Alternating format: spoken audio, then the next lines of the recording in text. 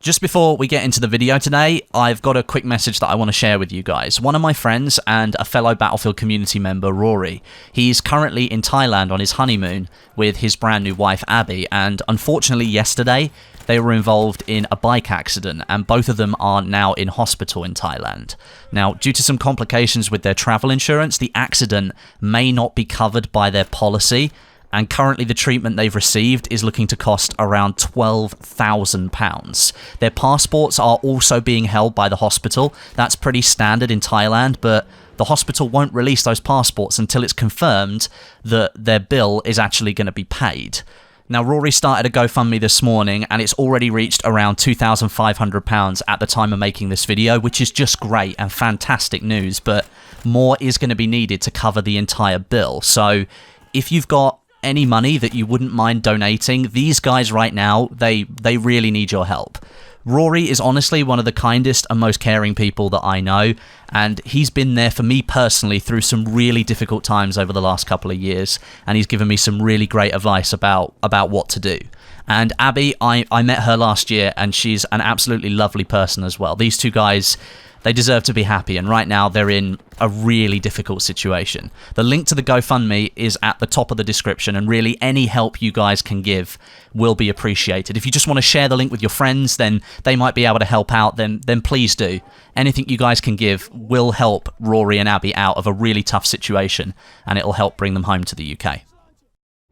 Okay then, today, live commentary time. Well, I say live commentary. It's like a commentary over the top of pre-recorded gameplay, but there's no script for it. An unscripted commentary. That's exactly what it should be called. I thought of that name all by myself, by the way.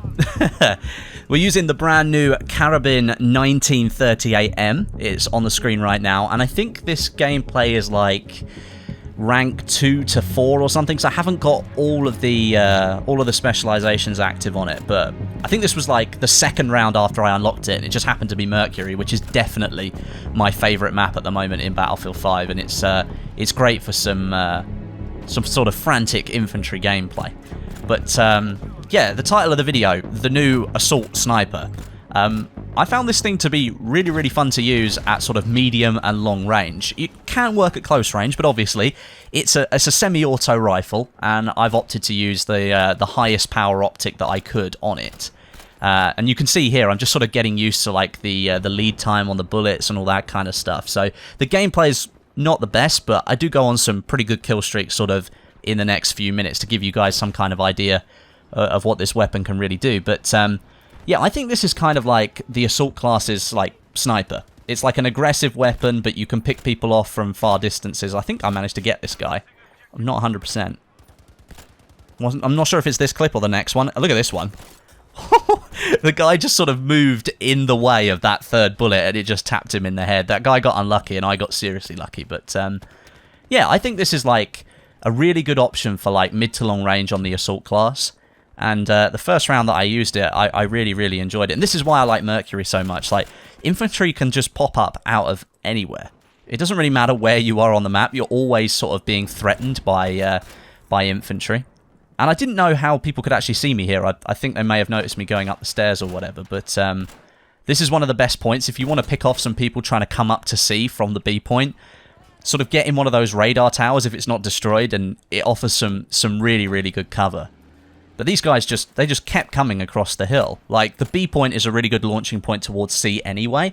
But I think the Karabin held up quite nicely here. As I say, it's not the best gameplay in the world, but we're doing okay. Not sure how that guy didn't notice me, but hey, trusty 1911. I don't use any other pistol in Battlefield 5. I don't know about you guys. I see a lot of people definitely using the revolver, and I'm kind of like in the group of people that doesn't want to use a revolver, so they just use something else. But I've always liked the 1911 pretty much since my first Battlefield game, Bad Company 2, that I really sunk a lot of time into. And ever since then, it's like an obsession. It has to be my secondary, whatever class I play, whatever weapon I've got as my primary. Pretty much the 1911 is going to be there as a secondary if I need it. But yeah, it's a really good weapon, this, for sort of close to medium range gameplay. I think the kill streak carries on going here, and when I say kill streak, it's just gameplay of me sort of moving up onto B and then going down onto A, I think. I don't think I get this guy. But you can see the lead here. There is an option to increase the bullet velocity. I think it's actually the first specialization in the tree, the level 1 specialization. You can choose whether you want increased bullet velocity, and that would have helped in this scenario actually. But I think I chose aim down sight accuracy, or maybe it was aim down sight time, so it was quicker for me to ADS. Because with a telescopic sight, I want to be able to zoom in as quickly as possible and pick somebody off if I need to. And so I picked something different, but maybe the bullet velocity specialization might be a good one to pick if you think you need it.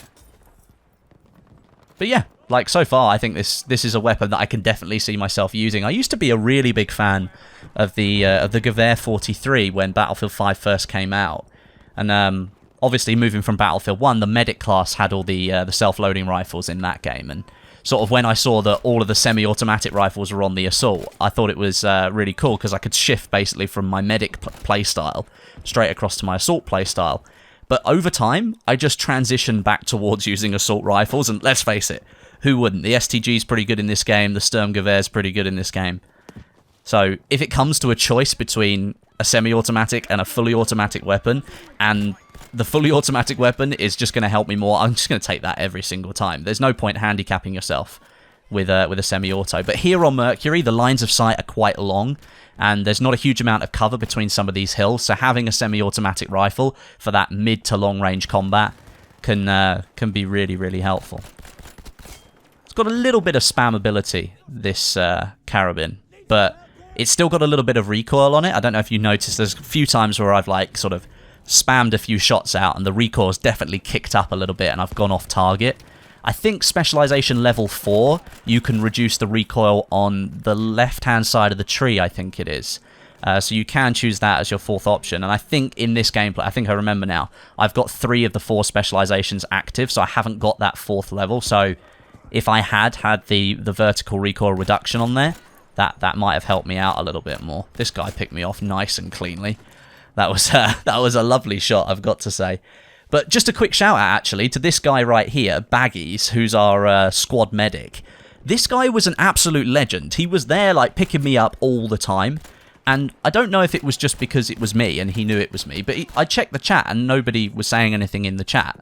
Usually I check the chat and see people saying my name and I'm like, oh, hi, but whatever. There wasn't any of that, so either he did know who I was and was just reviving me all the time, or he was just a really damn good medic, and I want to think that it's the second one, because he was reviving everyone in our squad and picking them up as much as he could. Like here, I've split from the squad a little bit, and I think actually 2 of the other guys are dead at the moment. But like, I sort of waited here, I was going to push, and I was going to go for it, but that sniper had taken a lot of health away, and I didn't have the spare med kit, and I just waited for these guys to come back so that I could have a little bit more cover before we moved up. That Baggies guy, he was reviving me a hell of a lot during the matches, so big shout out to that guy. He was always there picking me up when I got downed, which is nice. I really like this moment of the gameplay, actually, sort of like fighting along the beaches there. That was a nice sweet headshot takeout, but like this area of the map on Mercury, this sort of beach cove line, honestly, it's like one of the best parts of any map in Battlefield 5 at the moment. I absolutely love it. I think it's really good for like short, medium, and long gameplay. Planes can come in and strafe the shoreline. If you can get a tank down here in the shallow water, you can absolutely devastate people on the flag. It's a really good location on Mercury, and it's just a nice setting. It's not something that you really see very often anywhere else in Battlefield 5. In fact, don't really think you can say there is like a shoreline or anything else. Maybe if you're playing like Firestorm, you're playing the Battle Royale on Halvoy, if you're with a squad, then you might be able to like fight down by the coast or something like that. But in terms of like standard multiplayer stuff, you don't really get that kind of feeling on any other map at the moment in Battlefield 5. And whenever Mercury comes around in the rotation, I always just like, on my second screen, sometimes like, I have other stuff open what I'm working on alongside playing Battlefield 5 at that point. I just like turn everything else off and shut it over to the side because I really want to concentrate. And this is where like I wish at the moment we had like community rental servers, because I'd be running one with Mercury pretty much 24/7, or I'd be picking Mercury, maybe Arras, which is kind of a similar kind of map where you've got the planes and you've got the tanks all mixing together with the infantry. Maybe pick a few of those kind of like smaller but all types of gameplay maps and put them into a rotation on Conquest and just have it at like 1,000 tickets and just keep it going all the time. If I could do that with my rental server right now, I would, because I want Mercury to come up more often. And I think this is the first time I played the map in about a week, just because the rotations that I join, I end up playing about 3 or 4 games before I jump back out of the server and I've got something else to do. And I just miss out on playing Mercury all the time. And I kind of wish that I could play it more often, because it's a really good map. I think it's really good fun. But yeah, look, I do revive people. Everyone that says in my gameplay, look, all these missed revives, he never revives anybody. I do revive people, trust me, I do revive people.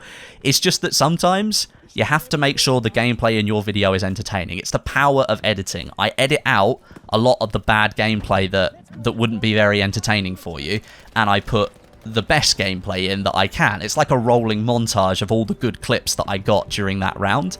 Don't really see any point in putting anything else in. Of putting bad gameplay into it, but whatever. So I do revive.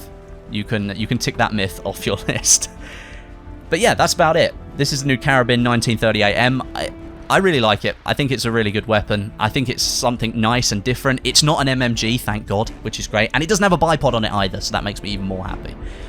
So yeah, go and unlock it and give it a go. And watch my V1 as the outro rolls in. Thanks very much for watching. I'll catch you guys in the next video.